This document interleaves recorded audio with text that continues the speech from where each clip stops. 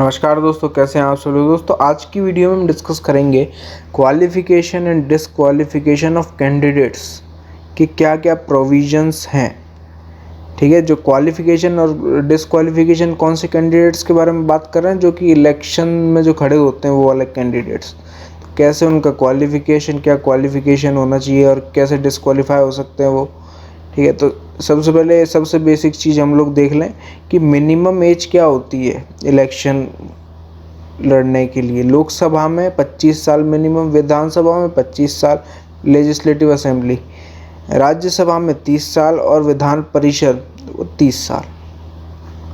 ठीक है, आर्टिकल 84 ये प्रोविजंस हैं रिप्रेजेंटेशन ऑफ पीपल एक्ट के भी और कॉन्स्टिट्यूशन में भी। आर्टिकल 84 बात करता है qualification for membership of parliament. तो क्वालिफिकेशन जो है ना वो मोस्टली के हर जगह सेम ही है। तो मैं एक बार आपको पढ़ के बता देता हूँ और फिर बाद में अपन ऐसे निकाल देंगे। A person shall not be qualified to be chosen to fill a seat in parliament unless he, अब ये क्वालिफिकेशन है, 3 क्वालिफिकेशन की ये चीज़ होनी चाहिए। He is a citizen of India and makes and subscribes before some person authorized in that behalf by the Election Commission an oath or affirmation according to the form set out for the purpose in the 3rd schedule. सबसे पहली चीज is in the case of a seat in the Council of State not less than 30 years of age, and in the case of seat in the House of People not less than 25 years of age, or possesses such other qualification as may be prescribed in that behalf by or under any law made by parliament। फिलहाल के लिए section article 84 में इतने। Article 102 में disqualification दे के रखा है membership का कि कैसे डिस्क्वालीफाई किए जा सकते हैं। एक पर्सन दोनों हाउसेस से डिस्क्वालीफाई किया जा सकता है अगर if he holds any office of profit.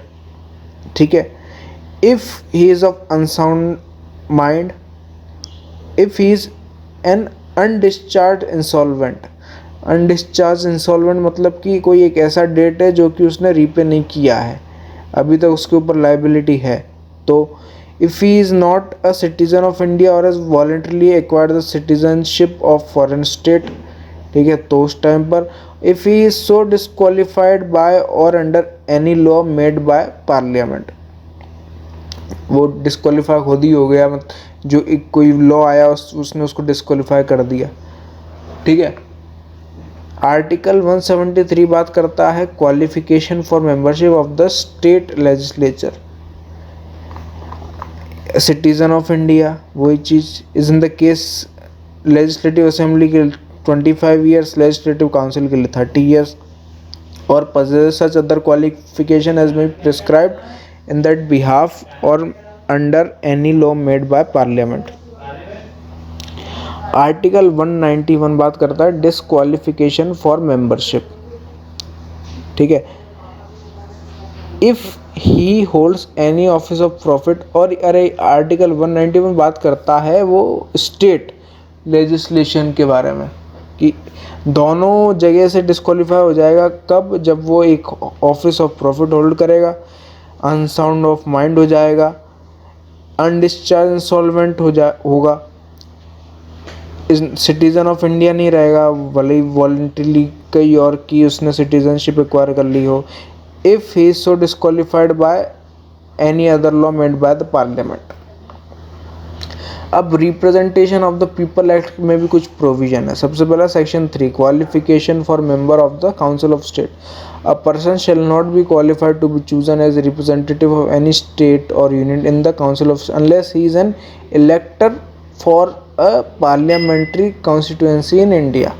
जब तक कि वो एक इलेक्टर नहीं होता पार्लियामेंट्री कॉन्स्टिट्यूएंसी ऑफ इंडिया का, तब तक वो किसी भी स्टेट का या यूनियन टेरिटरी का वो एक चूजन रिप्रेजेंटेटिव नहीं हो सकता, सबसे पहला। अब सेक्शन 4 जो है रिप्रेजेंटेटिव ऑफ पीपल्स एक्ट का, वो भी बताता है कि क्या क्या क्वालिफिकेशन होनी चाहिए for membership of the house, Lok Sabha के लिए क्या क्या होना चाहिए। सबसे पहला तो ये कि अगर वो जो पार्लियामेंट्री कॉन्स्टिट्यूंसी वो एससी के लिए है तो वो एससी होना चाहिए, अगर वो एसटी के लिए है तो वो एसटी होना चाहिए, और साथ में इन the case of a seat reserve for the ST in the autonomous district of Assam. अब ऑटोनोमस डिस्ट्रिक्ट क्या होगी कि इंडिया में कई ऐसी जगह हैं जहाँ पर ऑटोनोमस ही सब काम हो रहा है, मतलब खुद से ही हो रहा है सब काम। ऑटोनोमस आपने कॉलेज सुना होगा, वही सेम काम है। ऑटोनोमस पहले जो JNK था वो एक ऑटोनोमस स्टेट था, तो ऐसी कई सारी डिस्ट्रिक्ट हैं आसाम में जो कि ऑटोनोमस है। अब इन the case of seat reserve for the ST, ST है अगर ऑटोनोमस के लिए रिजर्व्ड है तो वो एसटी होना चाहिए। कुल मिला के ये इन the case of seat reserve for the ST in the union territory of Lakshadweep तो वो एसटी होना चाहिए। अब स्टेट ऑफ सिक्किम में in the case of the seat allotted to the state of Sikkim, he is an elector for the parliamentary constituency for Sikkim. In the case of any other seat, he is an elector of any parliamentary constituency. ठीक है। Section 5 बात करता है qualification for membership of a legislative. जैसा कि मैंने आपको बताया हर जगह के क्वालिफिकेशन वो मोस्टली सेम ही रहते हैं। तो अगर एससी है, अगर वो SC ST है किसी स्टेट का, SC ST के लिए रिजर्व है तो वो SC ST होना चाहिए। अगर वो कॉन्स्टिट्यूंसी ही वो रिजर्व करके रखी है SC ST के लिए तो वो SC ST का मेंबर ही होना चाहिए। अगर बात आती है ऑटोनोमस डिस्ट्रिक्ट, किसी आसाम की एक ऐसी डिस्ट्रिक्ट जो कि ऑटोनोमस डिस्ट्रिक्ट है और वो ST के लिए रिजर्व्ड है तो वो ST होना चाहिए भैया। In the case of any other seat, he is an elector for any assembly constituency in that state. किसी और सीट के लिए he is an elector for any assembly constituency in that state. Section 6 बात करता है qualification for membership of a legislative assembly.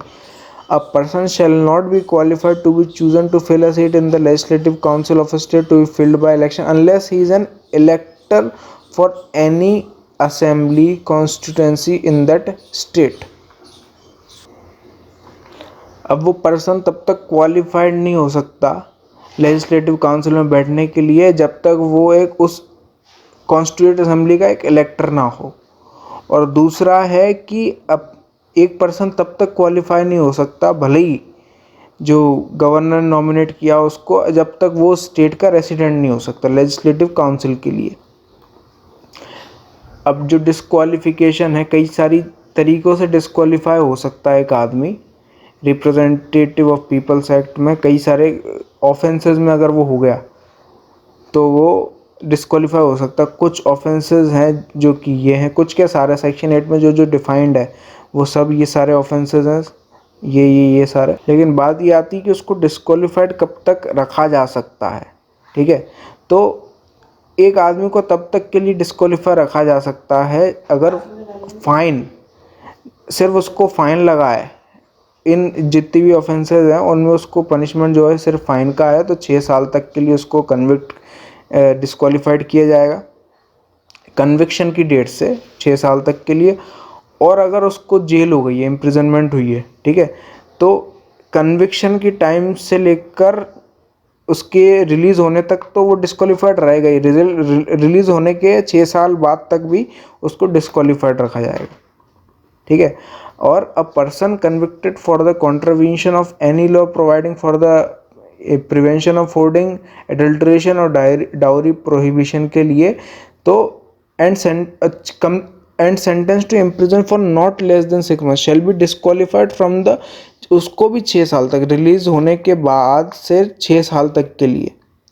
Convict होने तक तो है ही, लेकिन रिलीज होने के बाद भी 6 साल तक के लिए। कन्विक्ट से रिलीज होने तक के लिए तो है ही, उसके बाद भी 6 साल तक के लिए।